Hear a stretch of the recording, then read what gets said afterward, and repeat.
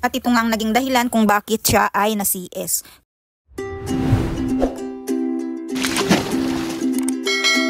Ito po pala si Onay Dapag, isang 7 years old na dog. At dahil 7 years old na siya, ay na-CS siya dahil sa kanyang hindi sukat akalaing pagbubuntis. Dahil ang akala namin kapag ganitong 7 years old na at hindi na nireregla, ay hindi na magpapasampa pa. Ngunit sa di namin inaasahan ay nasampahan pala siya ni Butchog. Hindi namin ito sukat akalain at hindi talaga namin namalayan. Nakita na lang namin ang kanyang pagbubuntis nung ito ay lumaki na ang kanyang tiyan. Kaya hindi rin namin siya naalagaan ng maayos. Siguro nung nalaman namin is nasa 45 to 50 days na yung nasa loob ng kaniyang tiyan. Kasi mga 1 linggo lang ay nanganak na siya. Nag-labor na siya. At sa hindi nga namin inaasahan ay hindi niya nailabas ang kanyang puppy dahil nga sa sobrang laki nito. Dahil nga ang kanyang fertility rate ay hindi na ganun kaganda dahil nga matanda na ay iisang peraso lang ang naging puppy niya. At dahil din maedad na siya ay humina na yung kanyang pelvic muscle. Ito yung muscles na ginagamit nila sa kanilang pag-iri. At dahil nga doon ay hindi na niya kayang ilabas pa yung kanyang puppy. At ito nga ang naging dahilan kung bakit siya ay na-CS. Kaya ang masasabi ko kapag ang inyong dog ay around 6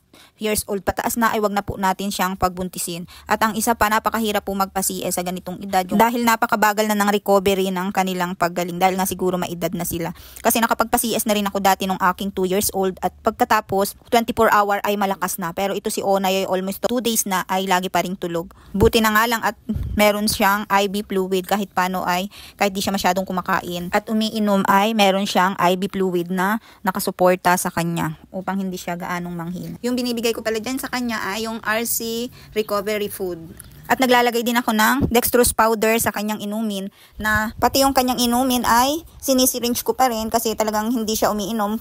Tiyaga sobra ang pag-aalaga kapag ganitong may karamdaman. Dahil talagang wala naman silang aasahan kundi tayo. Kaya ang masasabi ko, so doble alaga para sa ating mga mahal na alaga. Sobrang hirap kapag ganitong nagkakasakit o may ganitong emergency. At syempre, isa pa ay talaga namang napakagastos.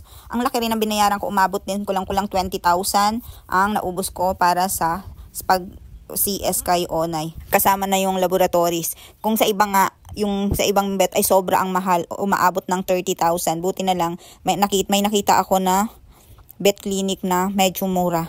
Bali may binibigay din pala ako dyan yung reseta ng doktor na antibiotics, yung Coamoxiclav. Napakagaling nito sa mga dogs. Ito yung laging nire-reseta sa kanila tuwing magpapabet sila. At nagbibigay din ako sa kanya ng pain reliever.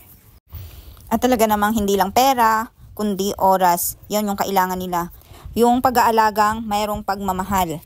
Yan ang tunay na pagmamahal nating mga fur mommies. Talaga namang hindi masusukat ng halaga ang pagmamahal sa kanila. Thank you for watching. Please like and subscribe naman po para sa amin ni Onay.